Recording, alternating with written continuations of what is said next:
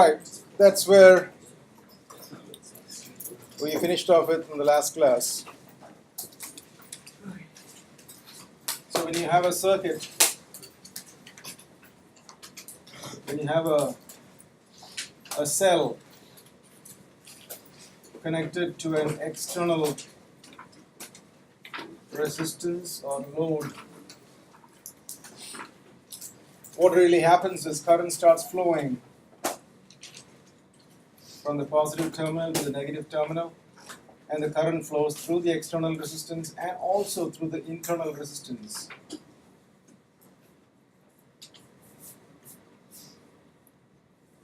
So the overall current is going to be the total potential difference that is available or supplied divided by the total resistance.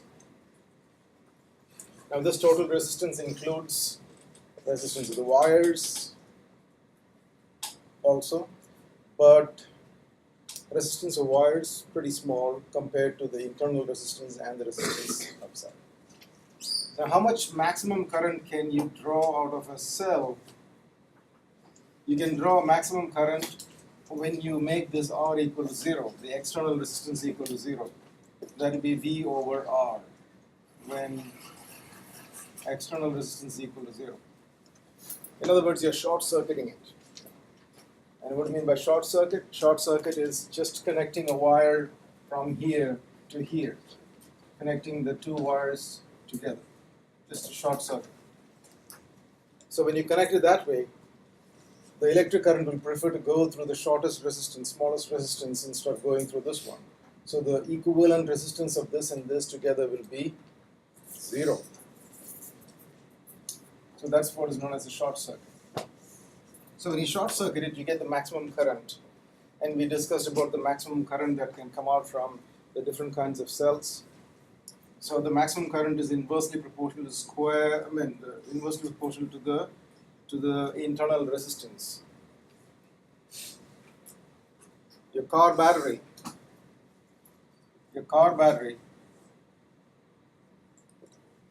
has 12 volts because there are 6 compartments, 2 volts each. It's 12 volts and the internal resistance is pretty small. That's why it is so big. The car battery is big and so the internal resistance is small. And how much is the internal resistance? Maybe around 0.1 ohms. The internal resistance is around 0.1 ohms. So if I short circuit a car battery, if I take a wire and just connect it from the positive to the negative, what will be the current here? How much current will flow here? The I max is going to be 120 amperes, which is going to be pretty strong. And that current will be enough to melt this wire. But when it causes melting, it causes so much heat that it can cause fire. Okay? In fact, most car fires are due to short circuit. Because in your car you have the battery and you can see the wires leading from the battery going to all your devices, right? You have your bulbs and all your stuff is connected from here. Now those wires, they're running close together.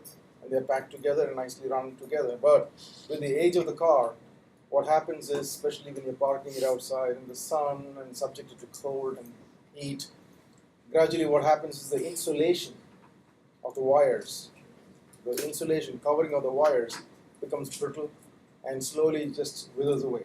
So what happens then is the bare wires are pretty close and they can make a contact.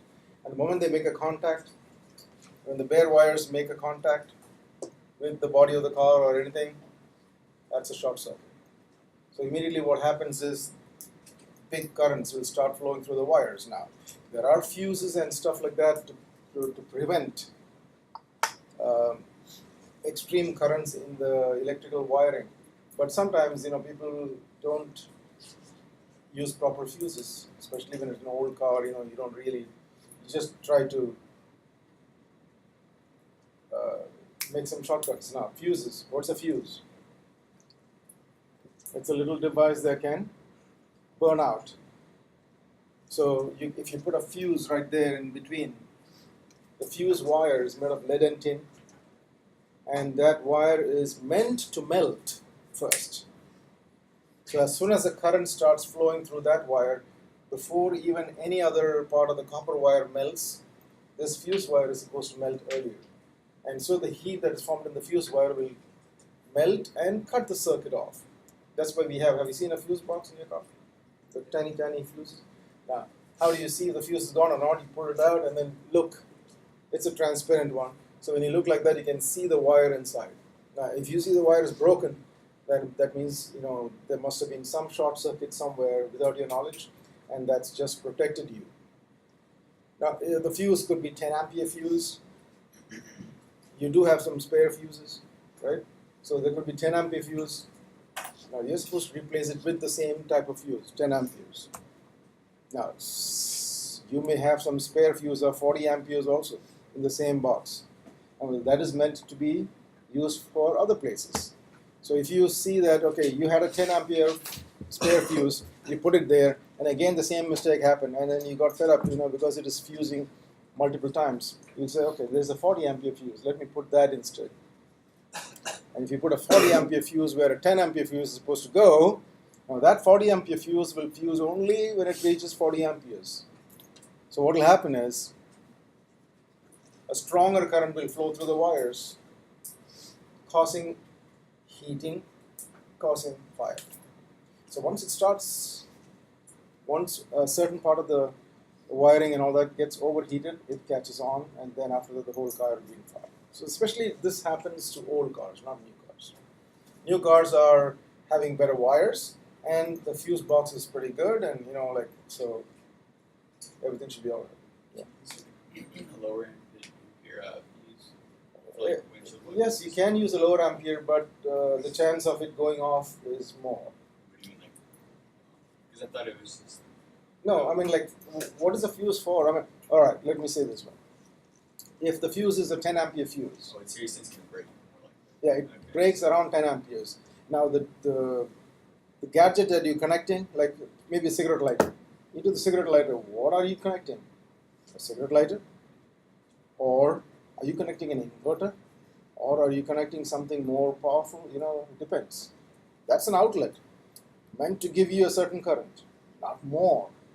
You can't just connect anything to it, right? So those outlets, I don't know exactly the ratings of them, I think maybe 5 amperes or something like that. That's what you're supposed to carry maximum. But then just to be on the safe side, they put a 10 ampere fuse. So once the 10 ampere is reached, surely it should go off. Before the wires catch on or heat up, the fuse should blow off. Now if you put a 2 ampere fuse instead, what will happen is even a small function will not be performed by that outlet. By the time you connect your charger, it blows off. Why did it blow off? Because you put a small amperes. So yeah, you need to put just the right one. Those are normally a little above the normal current usage. It's always above. So even at home you have those boxes. At home you have those boxes, right? Trip switches. Now those are trip switches because a fuse is something that blows off and you have to replace it completely.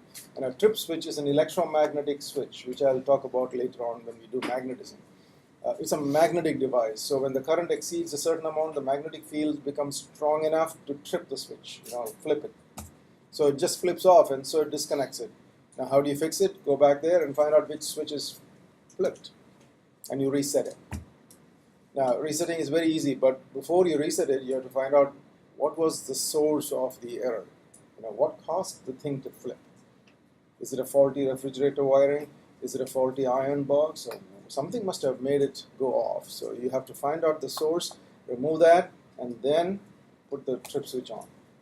Because if the trip switch is turned on and if it flips off immediately, that means there's something still connected which is causing trouble. So what you do is then turn off everything in the house.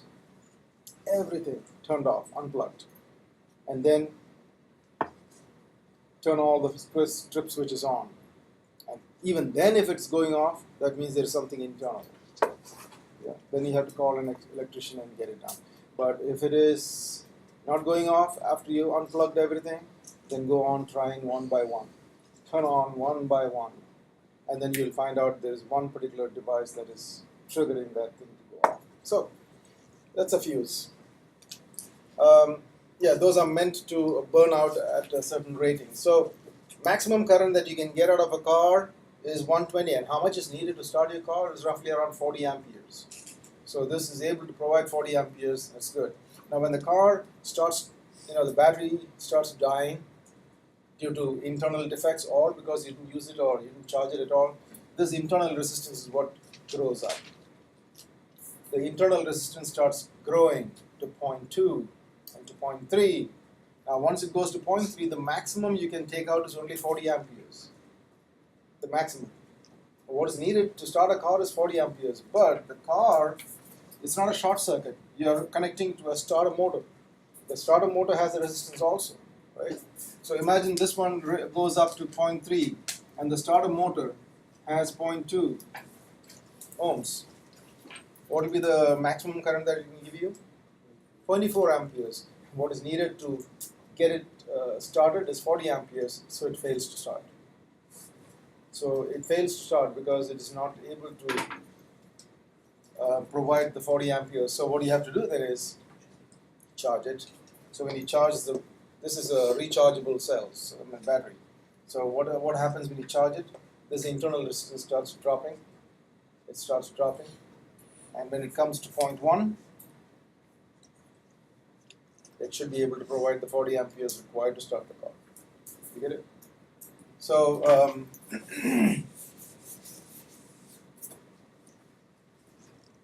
so how many volts is required to start the car?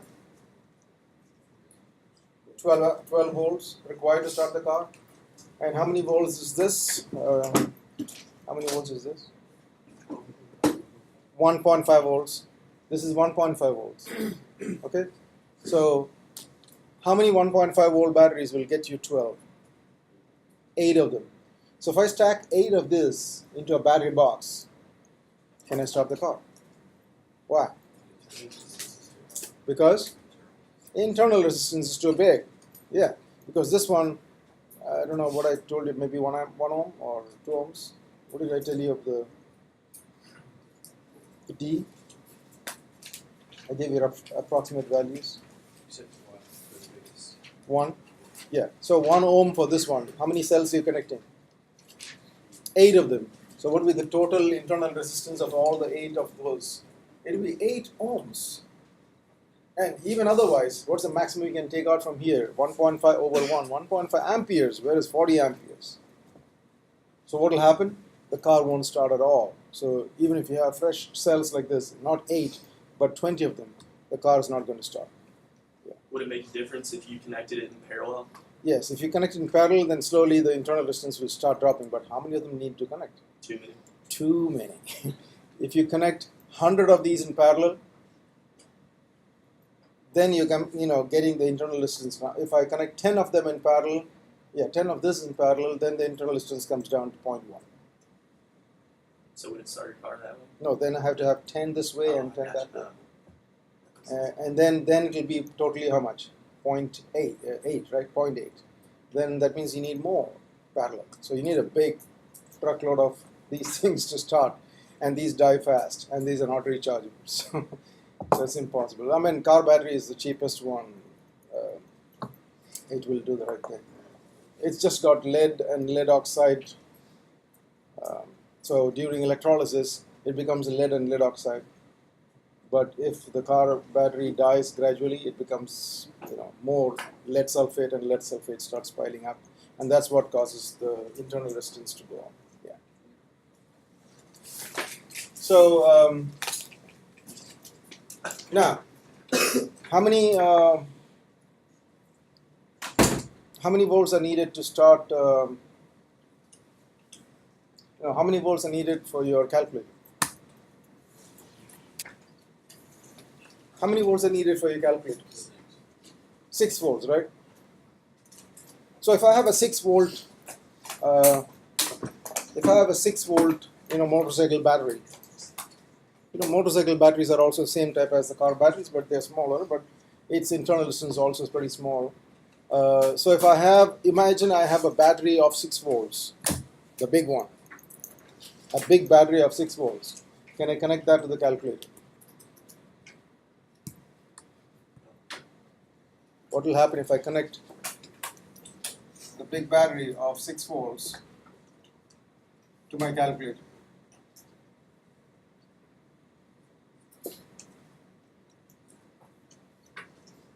What will happen? Calculator would burn up, right? Why? Because the resistance is too small, so the current would be excessive. Like the resistance is a ton smaller than the 6 volts that we have in the calculator.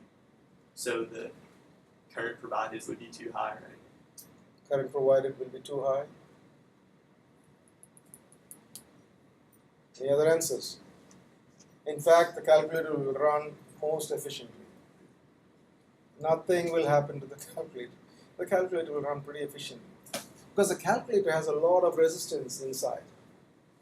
So the calculator will control how much is coming in, not the outside. When you go to a big hotel, do you eat that much? And when you go to a small restaurant, will you eat that much? No. You eat according to your requirement, right? So whether you connect to a big, huge party or to a small party, you will normally consume what you're supposed to consume. That's exactly what happens here. Okay? So if you calculator has a high resistance inside. So when you connect a calculator to 6 volts, the calculator needs a certain current. How many? Maybe a calculator needs 100 microamperes. That's all. A calculator needs 100 microamperes. Can this supply 100 microamperes? Of course, yes. So when you connect the calculator across here, this can supply a maximum of 1 ampere, 1.5 amperes, but you're only taking out how much? 100 microamperes it will provide it. So if I use a car battery for my calculator, it will never die. Because, it requires only a small current, it will keep providing it. Okay? So, in other words, so what happens to a cell when it is not usable? What do you do? Huh? Put it something else that requires lesser current demand. That's what you do. So if this is not working for to run a boombox, that's because its internal resistance is grown. That's why it's not able to provide the required current for the boombox to work. But this will definitely be able to provide that clock enough current. So the clock requires a very tiny amount of current. Can this provide? Yes. So just try to hook it up somehow and it will run forever. So cell never dies. A cell never dies. It just becomes lesser and lesser inefficient. That's it. You understand that? So Like human beings. Like when you're young, you're pretty energetic. You can do things which older people cannot do, right? But the older people can do something smaller. So what will happen if I become really old? I can still do some teaching, right? One-on-one tutoring, I can still do it. Maybe I won't be standing, I won't be able to stand here for hours to teach a big class, but I can just do smaller tasks. So when I retire, that's not the end of me. I can still do something. So my grandfather, when he died, he was 95, and he died through an accident actually. He was going pretty all right, and he was tutoring at home math. He was teaching math at home, and he was doing some accounting in a company too, when he was 95. So he was going on and on. And somehow somebody came and knocked him down on the road, and then that's how he ended up in the hospital. Otherwise, he would have hit a century. Yeah. Yes. The batteries and rechargeable stuff, are those different? Are you actually giving them more charge rather than Rechargeable cells are basically, it's a chemical reaction that is reversible. That's it. This is a rechargeable cell, your car battery. A car battery is a rechargeable cell because the chemical reaction that takes place while you're using it can be reversed when you charge it. That's why I said in a car battery you have the electrolyte here, which is sulfuric acid, and then we have this one which is Pb, and this is PbO2. So that's a positive and negative. I think so. Yeah. So when you start using the battery, what happens is gradually this becomes PbSO4. This also becomes PbSO4. I don't know if the balance is it PbSO4 or PB. Yeah, it's PbSO4. Okay. So gradually this becomes more and more PbSO4. So when it becomes more and more PbSO4, then the internal resistance starts building up. And that's when you have to recharge it. When you recharge it, you're just undoing this effect. That's why they look at the density of the sulfuric acid. If a car battery is fully charged, then this sulfuric acid will have the highest density. So you put a density meter inside, and then check the density. If the density is good, that means it is fully charged. If it starts getting PbSO4 over here, the density of sulfuric acid will come down. And so when you put the density, it's called a hydrometer. You put the hydrometer inside, you can actually see the density going down or down. So that way you can find out that the... Alright, so imagine you charge the battery fully for a full day, and then you check the density, and the density has not changed much, which means there is a permanent damage to the battery, so it can't work anymore. Yeah? Is there are you able to like charge your phone battery like ridiculously fast at a higher charging? Higher voltage. Yeah. There are different kinds of charging. There is a constant current charging, there is a constant voltage charging. So the constant current charging is the one which actually pushes the charge much faster because you're sending the same number of coulombs per second. So within a short time, actually, it pushes it is basically pushing more and more current. As it gets charged, it keep pushing it. Therefore, it charges it very quickly. It's not very efficient. If it's not a good one to do to a cell. But the common one is the constant voltage charging. So if your cell phone, how many volts is a cell phone battery? Any idea? Cell phone battery? I don't know. To my knowledge, it is 3.6. So 3.6 volts, the cell phone battery. And how many volts is your USB outlet? USB outlet? How many volts? USB from your computers. USB outlets. The thing that's coming out from there. What is the USB outlet? It's 5 volts. It says 9 to 5. 9. Well, it's not there. It's outlet. For USB? Okay, so I don't know about that part, but generally it's 5 volts. So when you connect your USB to your cell phone gets charged because cell phone is only 3.6 and you're pushing 5 volts. So the cell phone kind of starts getting charged.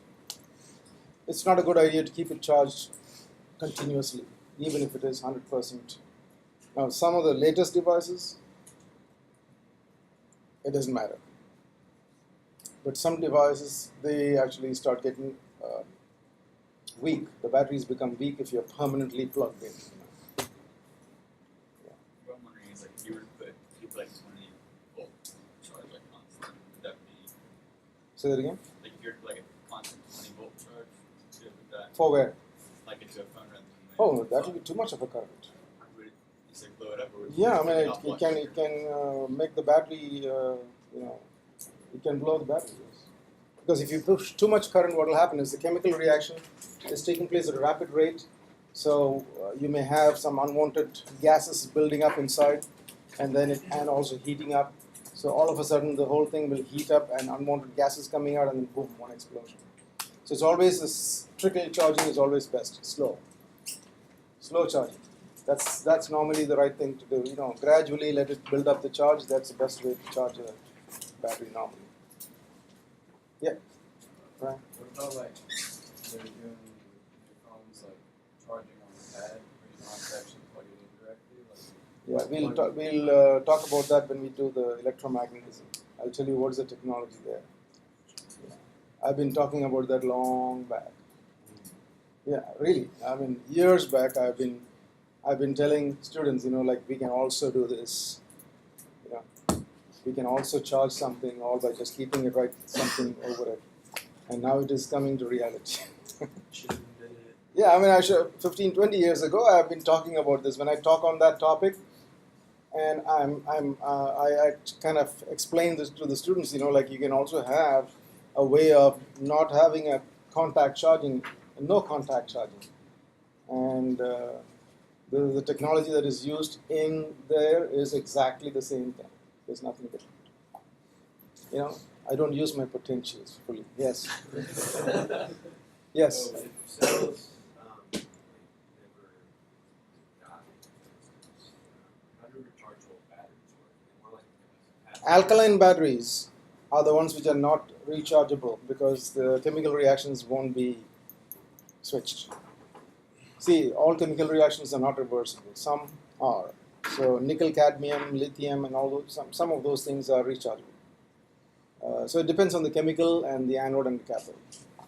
Okay, so lead acid accumulator, which is your battery, it's called a lead acid accumulator, which is a car battery or a truck battery. That is chargeable because you can undo and do this chemical reaction. Alkaline batteries, this is an alkaline battery. What it has is ammonium chloride jelly inside with carbon rod and zinc container. So this one is not chargeable, and if you attempt to charge it, it can blow up. So if you put these alkaline batteries into a charger and put it like that, they can get super hot. And sometimes they may not blow up, but it is not good. Yeah. Does it use a lot more energy to charge something than it will actually discharge? Once again, Does it use more energy to charge something than it will discharge? energy-wise, it's the same thing. It's the same thing. You don't have to use more. So you put in something, you have to, you can take it back. As much as you put in, you can take out. So That's are you pushing it against its gradient as opposed to with its gradient? pushing against. Its gradient, like it's you're pushing from its end result. It's very active. See, the voltage is not going to be changed. It's only the internal resistance that is changing. So the voltage stays the same. The only thing is it becomes lesser and lesser efficient as it actually starts pushing the, when you start taking out the electric current. Initially, it can give you at a better way, but slowly it comes down. So batteries and all that are measured in terms of ampere hours. What is current equal to? Charge over time, right? So what is charge? Current times time.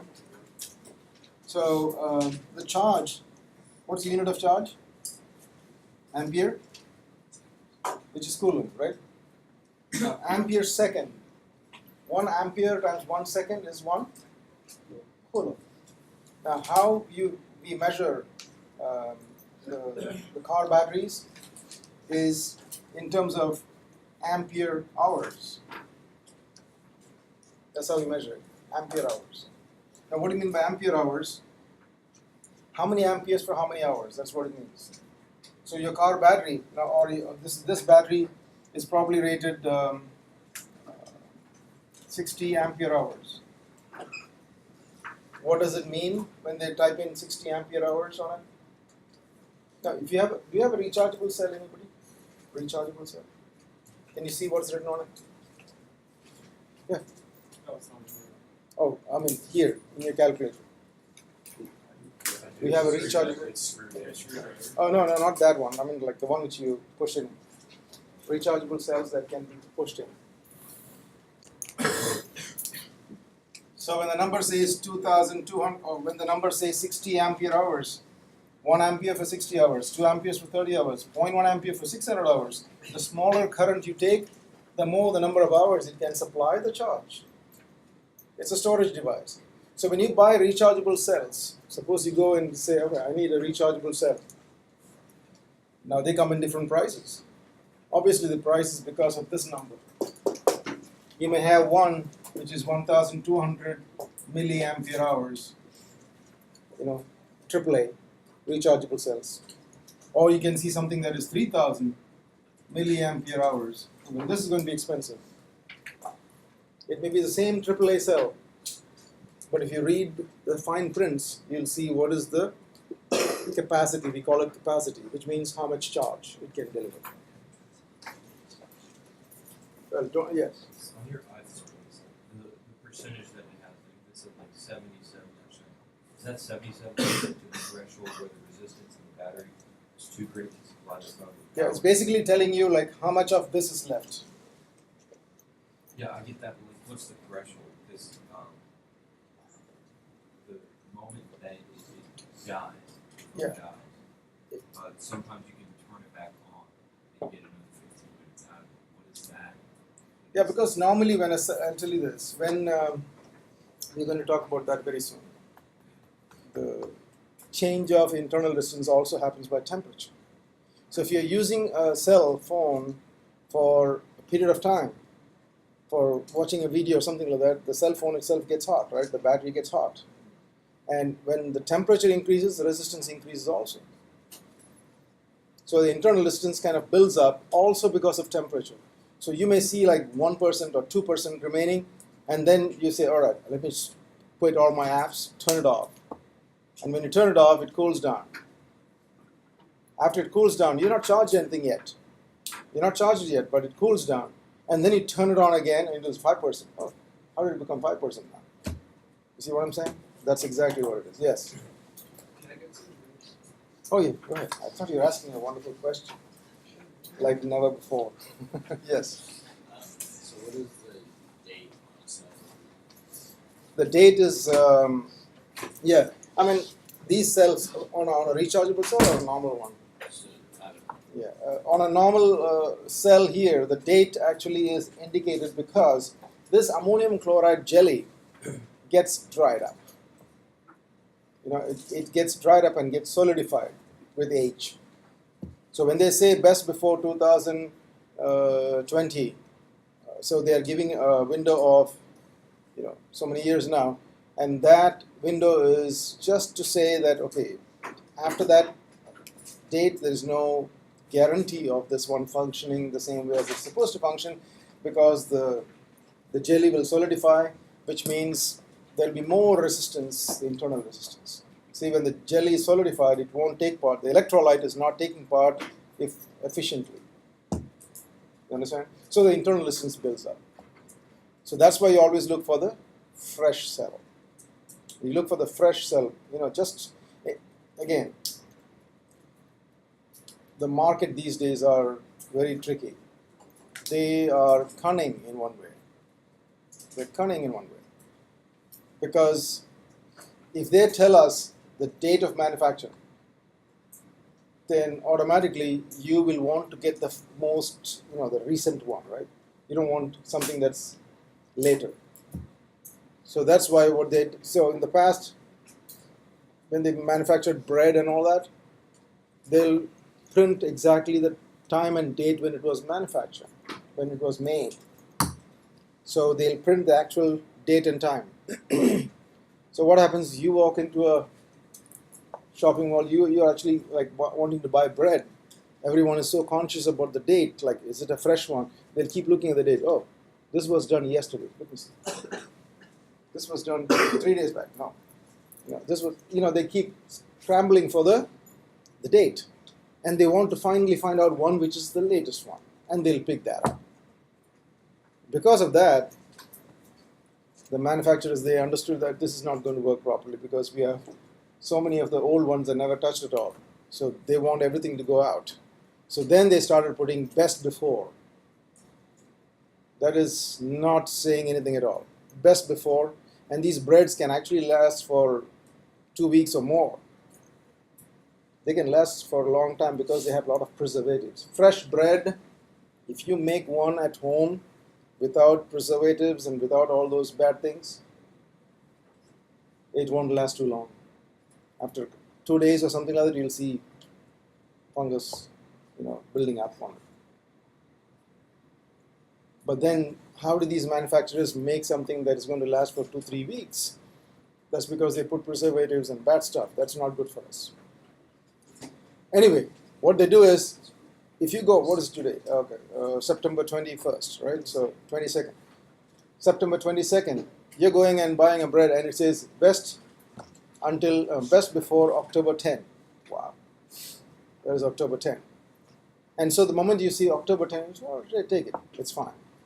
Even September 30th, you're going and buying bread, you just look at it and say, October 10, 10 days more, that's fine, it's good. But when was it made? 2 weeks back. You don't realize that. We fail to realize that it was made 2 weeks back because we are only having a date in front of us, and so people don't really, scramble for it. As long as you see something written down, you just take it and go. Now everything is like that, best before. So that's the same thing happening on batteries. Before they used to write manufacturing date, and people are so choosy in that they'll just look at the manufacturing date and take the best one, the latest one, because that's the best one. Now in this one, it says, of course this is expired even then. It says best before March 2015. But when was this probably made? 2008 or before that. So it says best before. So like that, age, of course, is a very important factor.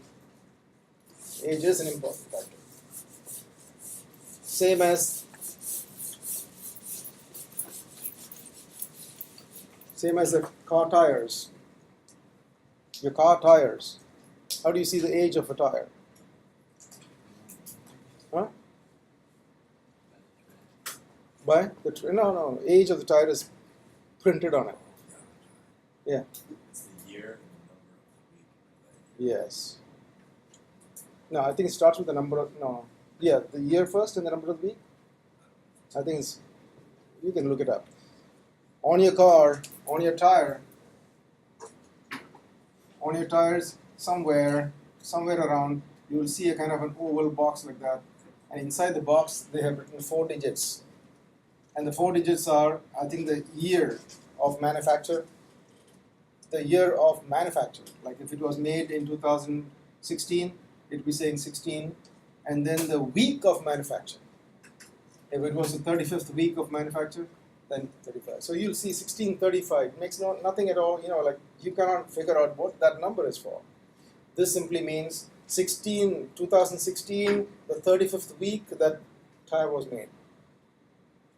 So instead of writing it down clearly in black and white, they're just putting these codes because people should not know it. People should not read it off straight away. But they should know it.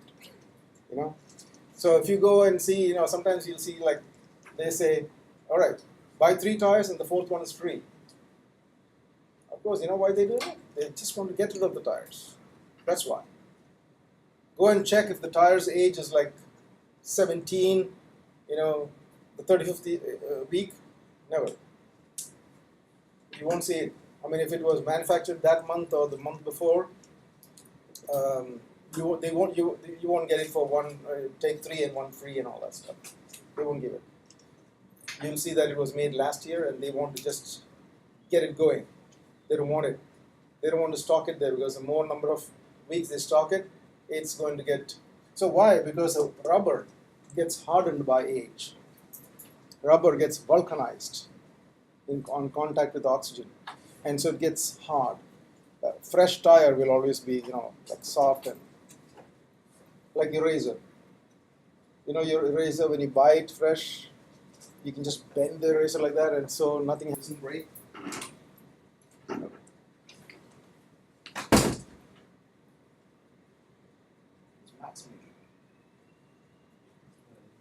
Huh?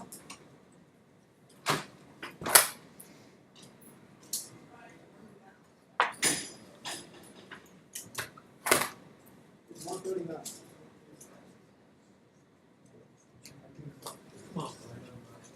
Okay.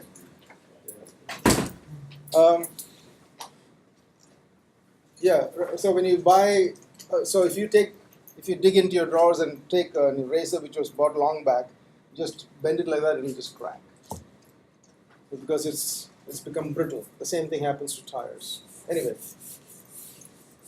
go and check if the tires are if you see a date which says 14 something, then obviously it is too old. It's risky to drive a car with that kind of thing. So if it is more than 4 years and all that, it's definitely risky. Okay, so let's keep going on this.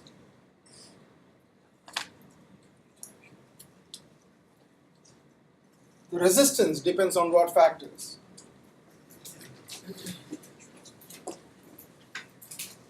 Resistance depends on what factors? Material. One is the material, yes. What material it is, that's an important thing. So when I say resistance, resistance of this wire, resistance of this one depends on what factors? Like how hard it is for electric current to pass through depends on what factors? Depends on material. The other one, Cross section. cross-sectional area. Third one, length. Fourth, temperature. These are the main factors. The material, area, length, and temperature. Which one? No, I mean like material. No, I'm talking about wires now. Wires, it doesn't matter. It's a metallic wire, so it's copper or aluminum, whatever. So the resistance is directly proportional to the length. Understand that fact. What is resistance? Is the opposition, right? The opposition, the difficulty. Resistance is the difficulty for electric current to pass through. So imagine this to be a road. Imagine this to be a road. A road. Does the resistance depend on the length of the road? Does the difficulty of moving on the road from point A to point B depend on the length of the road? Yes. You know, if the length of the road is only like 100 meters, it's easy to cross that. If it is like 100 miles, of course it is going to be looked at with the difficulty, right? Resistance is inversely proportional to area. How does that become comparable to the road? Area, number of lanes.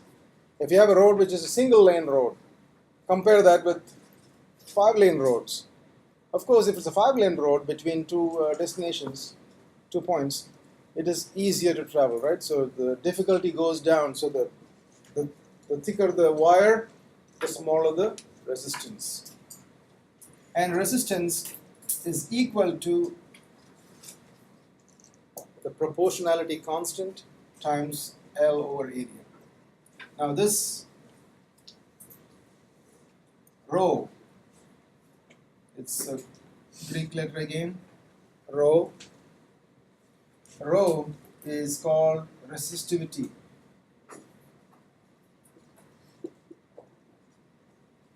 Rho is called resistivity, or it's also called specific resistance.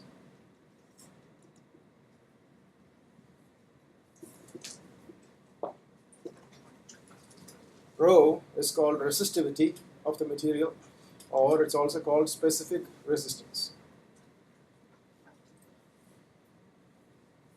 And rho depends on the material. So this is the material part of it, taking care of that. So rho is the material. Now, obviously, copper will have a very small rho because it's got a small resistance. Aluminum has a higher rho. Okay, so the material is, yes. So like a different row for each temperature, like the amount of temperature there is, like it varies based on how hot or Oh, the temperature is going to affect the rho. Temperature is going to affect the rho itself. So we'll come to that part of it. Is that what you're asking? The temperature? Okay. So the temperature is part of the rho and also part of the resistance, therefore. So we'll talk about that. Resistance depends on resistivity and then length of. So what is resistivity from that equation? Resistivity is RA over L. Resistivity is RA over L. So what's the unit of resistivity?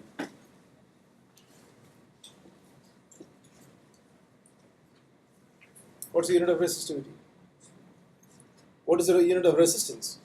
Ohm, meter square over meter. So it is ohm meter.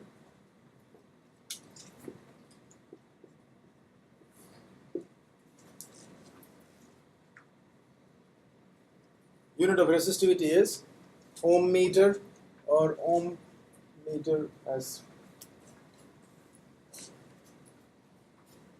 I'm just reading out some of the resistivity values. Resistivity of silver is 1.59 10 power minus 8 ohm meter. Copper is 1.68 10 power minus 8. That means silver is a better conductor than copper. Aluminum is 2.65 10 power minus 8. Tungsten is 5.6 10 power minus 8. This is more resistance. Iron is 9.71 10 power minus 8. So if you have iron wire, passing electricity through that iron wire is not a wise thing because it will cause a lot of resistance. Platinum is 10.6. Mercury is 98. Nichrome is an alloy of nickel, iron, and chromium. Nichrome is 100 10 power minus 8. Where is nichrome used? Nichrome, it's a resistance wire. It's supposed to have resistance. Where do we use that? Nichrome wire. Any idea? Heating coils. Heating coil. Like you've seen a bread toaster. You've seen the toaster. When you turn it on, you see those things that are glowing. That's nichrome. Why is it glowing over there? Is because when the current passes through, when you plugged it in, the current is passing through. It's fine. There was no resistance at all on the way because it's all copper wire, right? But the moment it enters the nichrome wire, it has so much resistance, it pushes all the energy there and it causes it to heat up. And then when it comes back again, it is no resistance. So all the resistance is right in the toaster element. And like that, your hot plate and everything like that. So all the heating elements are nichrome material. Okay? It's because these are resistance. Mind you, this should be in meter square and this should be in meter, so make sure the unit and all that is right. So if you're given some question about resistance, resistivity, make sure the units are all properly balanced.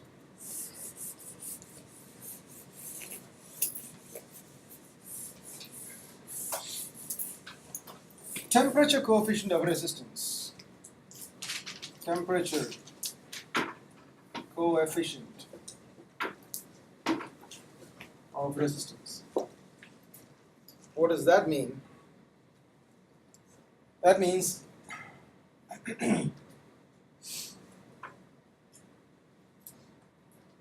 resistance is going to change. How much the resistance changes depends on what factors. One, what is its original resistance? And then, of course, what material it is. And it also depends on how much temperature variation is going, is subjected to. So if you have a resistance initially of 1 ohm, if you have a resistance initially of 1 ohm, and when the temperature change that you are subjecting it to is 1 degree Celsius, the temperature change 1 degree Celsius and 1 Kelvin is exactly the same. How much is the change in resistance? And that is alpha. What is alpha? Temperature coefficient of resistance.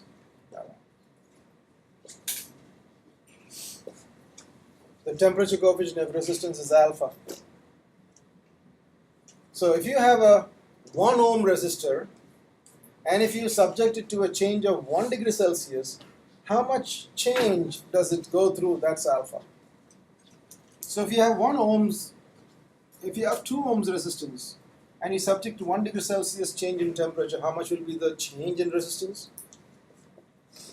2 alpha, right? The change in the resistance altogether will be 2 alpha. Now, if the original resistance is R naught, and if you subject it to 1 degree Celsius rise, how much is the change? R naught alpha. Do you see it? For 1 ohm, it is alpha. For 2 ohms, it is 2 alpha. For 3 ohms, it is 3 alpha. For R naught ohms, it is R naught alpha. Now, what if the temperature changes by 2 degrees Celsius instead of 1 degree Celsius? Then it's going to be twice of that.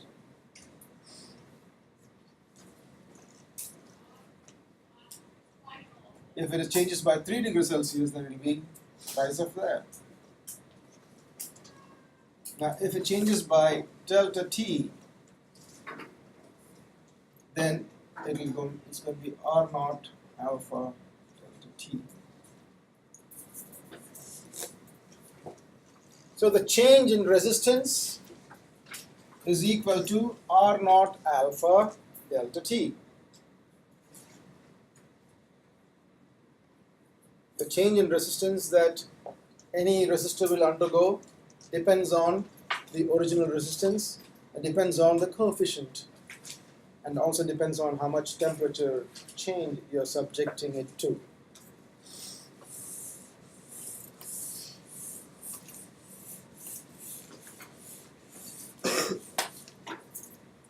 So delta R is equal to R naught alpha delta T. What is delta R meaning? The change, right? So R minus R naught, that's what it means. R minus R naught is delta R is equal to R naught alpha delta T. So what is R?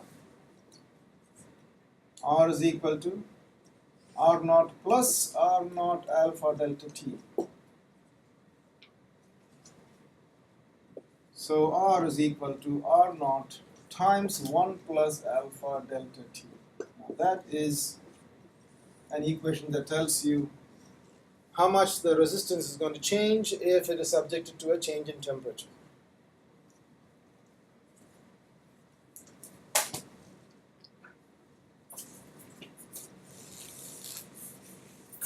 So if you want to find out the new resistance, this is a new resistance, and given the old resistance, all you do is just substitute stuff into it to find the new one. Yes. Why the alpha sign? Say that again. Why do we leave the alpha sign? Alpha is a coefficient of, Let's go. that's the temperature coefficient of resistance. You're saying it's the same as proportionality, sorry. No, it's not proportional. This is alpha. Well, they look like proportional signs. Alpha. So, for example, if the original resistance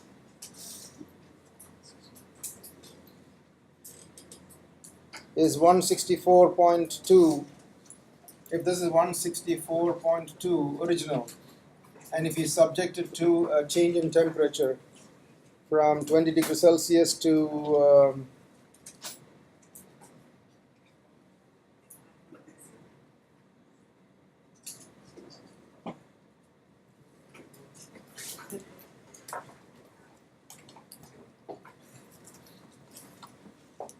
suppose you subject it to a change in temperature of, let's say, starts from 20, like room temperature, goes up to, let's say, 80. So the change in temperature is going to be 60, from 20 degrees Celsius to 80 degrees Celsius. So that is 60. And the alpha of course depends on what material it is. So let me say what alpha it is. Let's look at nichrome. Nichrome's coefficient of nichrome. Let's take aluminum. Aluminum is 0.00429. 0.00429. That's for aluminum. That will tell you how much is the new resistance of aluminum. All you do is just plug it in, delta T, alpha, and that.